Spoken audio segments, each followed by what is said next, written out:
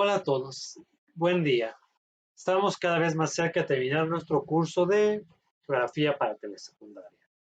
Ya los últimos temas que hemos analizado versan principalmente con respecto a asuntos, como ya habíamos mencionado previamente, de la geografía humana, de la geografía social, es decir, de aquella vinculación que tiene el ser humano para con su alrededor, para con la naturaleza y sobre todo la conciencia crítica y la conciencia ecológica del ser humano.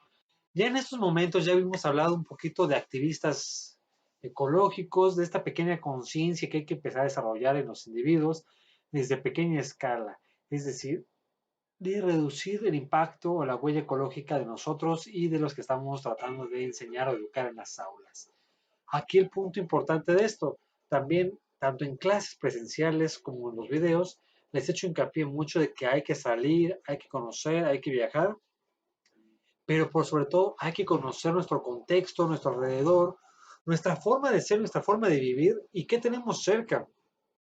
Y de otra forma también en geografía los alumnos empiezan desde la primaria a ver algunos lugares, quizá en láminas, en viñetas, en comentarios, sobre lo que se les denomina las áreas naturales protegidas.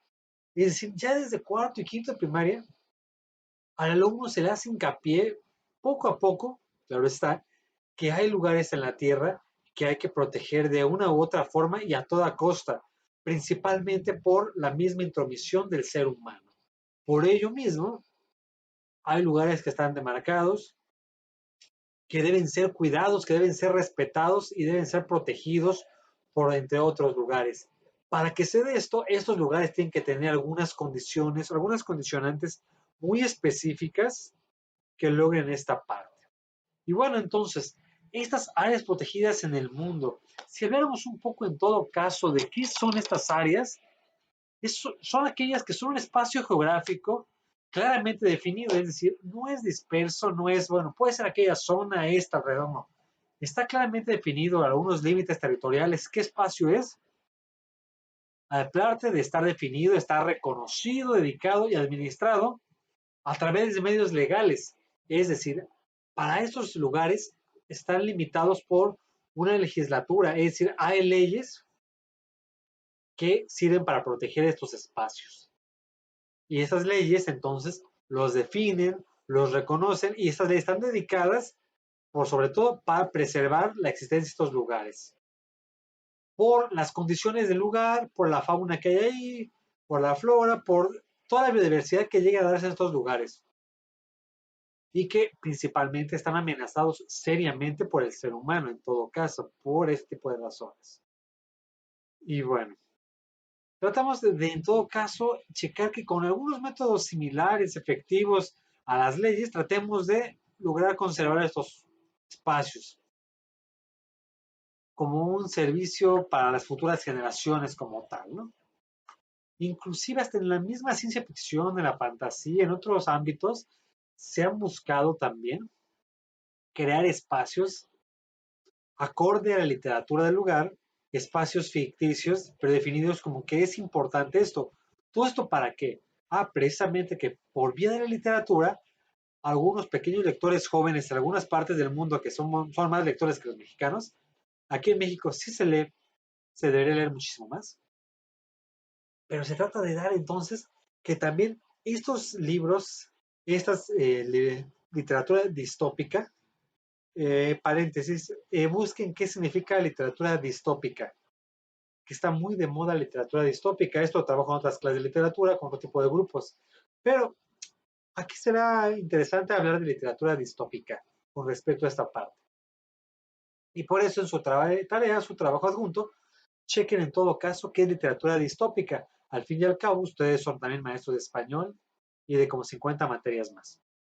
Así que tienen que conocer los términos. Y bueno, entonces, recapitulando, en esta literatura distópica, algunos autores han demarcado lugares dentro de la misma fantasía de sus libros, de sus historias, como que hay que cuidar las especies fantásticas, mágicas, místicas, hay que cuidar los espacios, y hay algunos espacios que se marcan como infranqueables o inmarcables en sus mapas de este tipo de literatura. ¿Por qué? Porque precisamente a través de esta literatura que a muchos jóvenes o muchos, se le llama también literatura juvenil a esta literatura de este estilo. Y que precisamente, que de otra forma, yo como lector joven, como adolescente, como niño, que a partir de ahí yo empiezo a tomar la importancia de por qué hay que proteger los espacios, por qué hay que respetar los lugares, qué vive ahí, para que estas criaturas mágicas y fantásticas puedan seguir siendo respetadas en las futuras generaciones, que es algo que de una otra forma algunas veces se manejó como un precepto básico de los zoológicos. La creación de algunos zoológicos tiene como función filosófica que las futuras generaciones podamos gozar de lo que las generaciones anteriores lograron ver. Quizá no en su ámbito natural, porque la humanidad ha crecido tanto de una forma tan desmesurada que realmente ya es complicadísimo ver estos animales en su hábitat natural, pero precisamente, o sea, la razón de esta literatura entonces no nada más es entretener, tiene una conciencia y una consigna social para educar de otra forma, porque si ustedes se dan cuenta, infelizmente a veces les damos libre texto a ustedes, a los alumnos, y es aburrido, porque es un lenguaje muy acartonado, muy soso, muy didáctico, muy que no nos dice mucho. Pero ¿qué pasa si los pongo en una novela, en un cuento que al alumno le llama más la atención? Ese mismo mensaje entra más a su psique. Por eso precisamente en algunos otros videos les he pedido que analicen algunas canciones musicales. Si bien quizá no es de su predilección el rock o la parte metal, pero aquí lo importante es desmenuzar el mensaje dentro de la canción, que precisamente ustedes necesitan ser la caja de Pandora andando para poder buscar los mecanismos de llegarle al alumno con mensajes distintos. La literatura y la música son dos mensajes o dos mecanismos muy poderosos para darnos a conocer entre nuestro alumnado, así como la filosofía, los libros, es decir, todo. Tienen que tener ustedes una variedad brutal, demencial y rica de conocimiento holístico de todas las áreas, de todos los confines del universo, para poder lograr un mensaje más plausible a los educandos. Y precisamente en este tema de áreas naturales protegidas en el mundo, justamente hay que entender, enseñarle al alumno de qué forma podemos lograr que él se dé cuenta de que hay regiones en el mundo marcadas para la preservación de la misma, por lo que hay dentro de ella misma. Todo esto para que para que las futuras generaciones puedan gozar de esto mismo también. Si ustedes han visto prensa en los últimos 3, 4, 5 años, cada vez nos damos cuenta que hay más seres vivos amenazados y al borde de la extinción, porque el hombre ha buscado algo en estos espacios y ha exterminado especies enteras, por comercio, por fetiche, por muchas circunstancias y demás. Y como dato, busquen qué es la totoaba en México. ¿Qué está pasando con la totoaba en México? ¿Qué se está provocando con el exterminio o la pesca de la totoaba? Bueno, ¿y cómo cae en este tema? Por eso mismo hay que leer mucho, hay que seguir leyendo mucho y precisamente sería más idóneo las clases presenciales para analizar algunos detalles, pero bueno, aquí vamos entonces. Hay una comisión principalmente que se va a encargar de analizar y estudiar todos estos fenómenos que estoy hablando a continuación. Y esta es la Comisión Mundial de Áreas Protegidas. Es decir, no es algo que se le ocurrió a Costa Rica, Guatemala, Mongolia o Pakistán proteger sus áreas. No, realmente hay una comisión internacional que se encarga de esto y precisamente hay que regularlas. Hay instituciones que están a nivel más macro para evitar que algunos pequeños lugares no entren en este contexto. Y bueno, y básicamente esta comisión entonces ha definido varias categorías para ser protegidas en todo caso. La categoría número 1. Primera reserva natural extrema.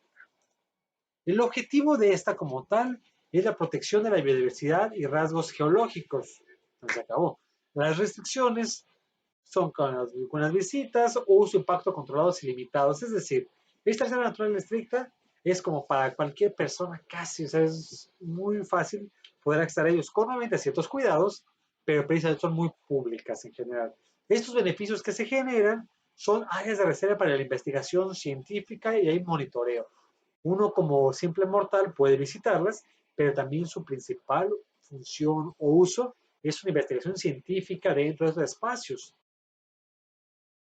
es un tamaño más o menos pequeño, no son grandes áreas como tal. Y también tiene, en este sentido, otra parte, el área silvestre. Son relativamente más grandes con pocas alteraciones en donde la protección y manejo preservan su condición natural. No hay mucho que explicar esta parte, se sobreentiende sola. Las restricciones sin habitación humana permanente o sustancial. Muy poquita gente como tal ahí. Y mantienen características e influencias naturales. Ya son un poquito más grandes estas. Categoría número 2. Ya vamos avanzando en la complejidad de esto mismo. Entonces, son los llamados parques nacionales. Muchos de ustedes han escuchado esta parte de lo que son los parques nacionales. Básicamente, el objetivo de un parque nacional es la protección de los procesos ecológicos de gran escala y de las especies y ecosistemas característicos del área. Es decir, el parque nacional son para proteger lo que vive ahí dentro, netamente protección. Las restricciones que vamos a encontrar aquí son áreas naturales relativamente o seminaturales, relativamente un tamaño mucho más grande que la categoría anterior. Los beneficios que encontramos aquí proporcionan básicamente el fundamento ambiental y cultural para proporcionar a los visitantes oportunidades espirituales, científicas, educativas y recreativas. Son lugares más grandes para que tú vayas a desestresarte, a relajarte, a conocer, a rezar, a meditar y demás. Sus tamaños son generalmente grandes, son espacios que te permiten esta parte. Seguramente ustedes ya conocen varias áreas naturales protegidas. Algunos de ustedes tengo la plena certeza que sí. Bueno, el objetivo de la tercera categoría, la cual es monumento o rasgo natural. Y hablamos de otra característica muy interesante que ya es más complicado conocer algunos de ellos, pero también el viajar nos permite mucho esto. El objetivo de esta tercera categoría del monumento o rasgo natural es la protección de monumentos naturales específicos como geoformas, cavernas o bosques únicos. Morelos y México tiene varios especímenes o espacios de estos, de espacios únicos. Infelizmente muchos no están catalogados como esto. Para los que son de Cuernavaca, los que somos morelenses, están los llamados prismas basálticos. Son formaciones geológicas únicas en el mundo. Es rarísimo encontrar estos prismas basálticos. Muy pocos lugares del mundo tienen. Como dato, unos están en España, los cuales, hagan de cuenta, el prisma basáltico es una pared como esta, pero son bloques como prismas justamente, una pared con pedacitos completas ahí, más altos, pero son prismas hechos de piedras naturales distintos, parecidos a los cuarzos, hay muchos tipos de materiales. Ya analizaron un poquito de esto. Y otro que está muy cerca de aquí está en el Salto de San Antón, en Cuernavaca, lo que es un pequeño parque público natural. Mientras que en España muchos de sus prismas basálticos están tras mamparas, protegidos, tras vitrales, tras acrílicos, para protegerlos porque son formaciones geológicas únicas e irrepetibles. Es muy raro encontrarlos. Aquí en Cuernavaca los encontramos todos grafiteados. Aquí hablamos de la consigna y la conciencia del ser humano. Y estos lugares son áreas muy pequeñas con un alto valor para los visitantes, es decir, pequeño pero muy turístico, muy importante o que le dan pauta a una comunidad. También las cavernas. Aquí lo importante, si yo mencioné en mi discurso, espero que nuestros alumnos de telesecundaria tengan características de espeleólogos. ¿Qué quiero decir con espeleología? Indaguemos entonces también esta pequeña tarea. ¿Qué es la espeleología? Y bueno, son tamaños pequeños como tales. Categoría número 4. Estas son áreas de manejo de hábitats de especies. Su objetivo principal, al igual que las demás, pero ya a un nivel un poco más fuerte, más poderoso, más macro, protección de hábitats o especies particulares. Es un hábitat muy pequeño, muy particular, o una especie muy particular que vive ahí. Puede ser un bosque común y corriente aparentemente, pero tiene alguna especie que lo hace único en el mundo. Las restricciones que encontramos aquí requieren más que nada intervenciones regulares para mantener los requerimientos de la especie, para mantener los hábitats. Es decir, cosas muy específicas para no violentar la flora o fauna de este lugar. algún ejemplo concreto, específicamente, no necesariamente de la categoría, pero sí de la situación que acabo de mencionar, es la parte del bosque de la mariposa monarca. Es decir, son demarcaciones relativamente grandes, pero exclusivamente dedicadas a las monarcas en la zona de Michoacán. Porque si tú vas a esta zona es muy interesante que inclusive te piden que guardes mucho silencio cuando vas para allá y que también en esos lugares, si llegas a encontrar una mariposa caída muerta, así porque es normal, como en cualquier bosque encuentras animales muertos, no te la puedes llevar. Está prohibido levantar las mariposas monarcas en muchos lugares de estos. O sea, no es como que el joven Jorge de Tlayacapan se le ocurrió para un separador la mariposa monarca. No, no seas vándalo. Por favor, compórtate. Así que no se tiene que hacer. A veces son grandes, a veces son pequeños lugares, a veces casi siempre son pequeños para una especie que pueda ser más controlada. Siguiendo, categoría número 5. Paisaje terrestre o marino protegido. Un paisaje grande. El objetivo de esto como tal, mantener las características producidas por la interacción entre los seres humanos y la naturaleza que tengan valor ecológico, biológico, cultural y escénico. Es decir, aquí encontramos una mezcla entre el ser humano y la naturaleza y hay que mantener en un sano equilibrio. Son los espacios de aquí. Mantienen el área y sus valores asociados como la conservación de la naturaleza, entre otros. Son espacios muy grandes comúnmente. Bueno, y categoría número 6. Área protegida con un sustentable de recursos naturales. Es decir, de una categoría específica. Un área protegida con recursos sustentables, con un uso sustentable de recursos naturales. Y aquí la principal idea de esto es la protección de los ecosistemas y hábitats con valores culturales asociados y sistemas de manejo tradicional a los recursos naturales. Aquí se hace compatible algo, la utilización de recursos con la conservación de la naturaleza. Son espacios demasiado grandes, pero tienen que ser la principal característica de esto de carácter sustentable. Esto hay mucho en la cultura actual de las regiones de tipo sustentable. Bueno, aquí lo importante de esto entonces, ¿cómo le vamos a hacer para que nuestros alumnos de secundaria o de telesecundaria generen conciencia del respeto de la flora, de la fauna, de los espacios, del reconocimiento de que hay lugares protegidos y de que sobre todo es importante cuidar estas especies, quizá yo no para mí, pero sí para mis hijos y para mis nietos, para que puedan ver ese bosque todavía como fue. La característica muchas veces de varios de ustedes es que vienen en espacios con mayor contacto con la naturaleza, así que este tipo de temáticas les resultan en teoría un poco más fáciles a ustedes de trabajar. Pero el punto de esto, ¿cómo vamos a hacer las prácticas tradicionales de campo para que mi alumno de 13, 14 años vea que es importante cuidar al animalito de ahí, cuidar al arbolito de aquel lado, cuidar las especies? Una vez que ustedes ya conocen cuáles son estas áreas, ¿cómo vamos ahora a generar la conciencia, esta conciencia ecológica hacia nuestros alumnos? Complicado, pero ustedes quizá tienen un poco más fácil que los de ciudad, porque precisamente está más en contacto con la naturaleza y hay mucha gente que todavía en sus comunidades, los abuelos principalmente, le tiene un profundo respeto a Gaia. Investiguen qué significa Gaia, G-A-I-A, y por qué Gaia.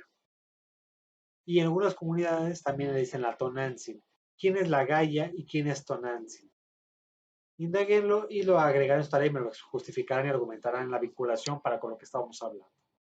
Bueno, sigamos comunicándonos entonces por las redes siempre, por WhatsApp, por el Classroom, por este canal y cualquier cosa, seguimos en contacto. Estamos a nada de cerrar el semestre y usted está a nada de irse a séptimo para seguir su creación del documento recepcional. Un placer trabajar con ustedes, esperemos verlos pronto. Un saludo, un abrazo a sus familias, a ustedes y nos vemos. Bye.